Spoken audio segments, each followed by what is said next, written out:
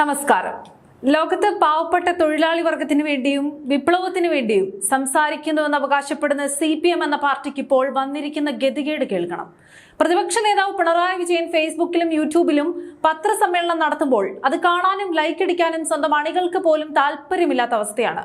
ഒടുവിൽ ഗതികെട്ട് പ്രതിപക്ഷ നേതാവിന്റെ പത്രസമ്മേളനങ്ങൾക്ക് സോഷ്യൽ മീഡിയയിൽ കൂടുതൽ സ്വീകാര്യതയും പ്രചരണവും ഉറപ്പാക്കാൻ CPM സംസ്ഥാന കമ്മിറ്റിക്ക് ഒരു രഹസ്യ സർക്കുലർ ഇറക്കേണ്ടി വന്നിരിക്കുകയാണ്. ഫേസ്ബുക്കിലും യൂട്യൂബിലും ലൈവ് വരുമ്പോൾ പാർട്ടി പ്രവർത്തകർ നിർബന്ധമായും ലൈക്കും കമന്റും ചെയ്യണമെന്നാവശ്യപ്പെട്ട് സംസ്ഥാന കമ്മിറ്റി നൽകിയ ആഭ്യന്തര നിർദ്ദേശമാണ് ഇപ്പോൾ സോഷ്യൽ മീഡിയയിൽ തമാശയായി മാറിയിരിക്കുന്നത്. പ്രതിപക്ഷ നേതാവ് നടത്തിയ പത്രസമ്മേളനവുമായി ബന്ധപ്പെട്ട് പാർട്ടി ഗ്രൂപ്പുകൾക്ക് മാത്രം കൈമാറിയ സർക്കുലറിലെ വിവരങ്ങളാണ് ഇപ്പോൾ പുറത്തു വന്നിരിക്കുന്നത്.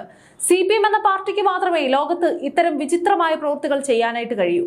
സ്വന്തം നേതാവിന്റെ വോട്ട് ബാങ്ക് പോയിട്ട് ഇപ്പോൾ ലൈക്ക് ബാങ്ക് പോലും പാർട്ടിക്ക് ഓർഡർ ചെയ്ത് ഇറക്കി വാങ്ങേണ്ട അവസ്ഥ വരുന്നു എന്നത് എത്രമാത്രം നാണക്കേടാണെന്ന് ചിന്തിച്ചു നോക്കണം. ചോർന്നു കിട്ടിയ ഈ രഹസ്യ നിർദ്ദേശങ്ങൾ പരിശോധിച്ചാൽ നമുക്ക് കാര്യങ്ങൾ കൃത്യമായി മനസ്സിലാകും. പ്രതിപക്ഷ നേതാവിന്റെ ലൈവ് വീഡിയോകൾക്ക് താഴെ UDF സൈബർ അണികൾ കൂട്ടത്തോടെ വന്ന് ബോധപൂർവ്വം നെഗറ്റീവ് കമന്റുകൾ ഇടുന്നത് പ്രതിരോധിക്കുക എന്ന ലക്ഷ്യത്തോടെയാണ് സംസ്ഥാന കമ്മിറ്റി ഈ അടിയന്തര ഇടപെടൽ നടത്തിയത്. Pinarayi Vijayan, CPIM Kerala, CPIM Ernakulam DC എന്നീ ഔദ്യോഗിക പേജുകളിൽ വരുന്ന ലൈവ് സ്ട്രീമുകളിൽ പാർട്ടിയിലുള്ള ഓരോരുത്തർക്കും കുറഞ്ഞത് 2 പോസിറ്റീവ് കമന്റുകളെങ്കിലും നിർബന്ധമായി രേഖപ്പെടുത്തണമെന്നാണ് സംസ്ഥാന കമ്മിറ്റിയുടെ കൽപ്പന.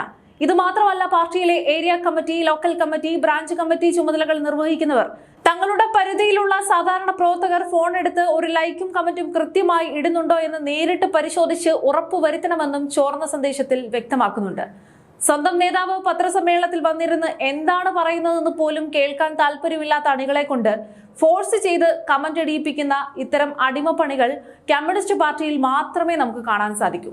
പാർട്ടിക്ക് കീഴിലുള്ള പുരോഗമന സാഹിത്യ പ്രസ്ഥാനങ്ങളുടെയും സാംസ്കാരിക സംഘടനകളുടെയും ഗ്രൂപ്പുകളിലടക്കം സംസ്ഥാന കമ്മിറ്റിയുടേതെന്ന രീതിയിൽ പങ്കുവച്ച നിർദ്ദേശങ്ങളാണ് പിന്നീട് അണികൾ തന്നെ പരസ്യമാക്കിയത്.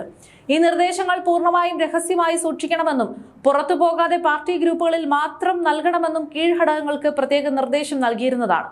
എന്നാൽ ഗ്രൂപ്പിൽ ഇരുന്ന വിവരങ്ങൾ വിശ്വസ്തരായ അണികൾ തന്നെ സ്ക്രീൻഷോട്ടുകൾ ഉൾപ്പെടെ എടുത്ത് സോഷ്യൽ മീഡിയയിൽ വലിച്ചു വാരിയിട്ടതോടെ സൈബർ ലോകത്ത് CPM വലിയ രീതിയിലുള്ള ട്രോളുകൾക്ക് ഇരയായിക്കൊണ്ടിരിക്കുകയാണ്. പ്രതിപക്ഷ നേതാവെന്ന നിലയിൽ പിണറായി വിജയൻ സൈബർ ലോകത്ത് നിരന്തരം വിമർശിക്കപ്പെടുന്ന പശ്ചാത്തലത്തിലാണ് CPM സംസ്ഥാന കമ്മിറ്റിയുടെ ഈ പരിതാപകരമായ നീക്കം.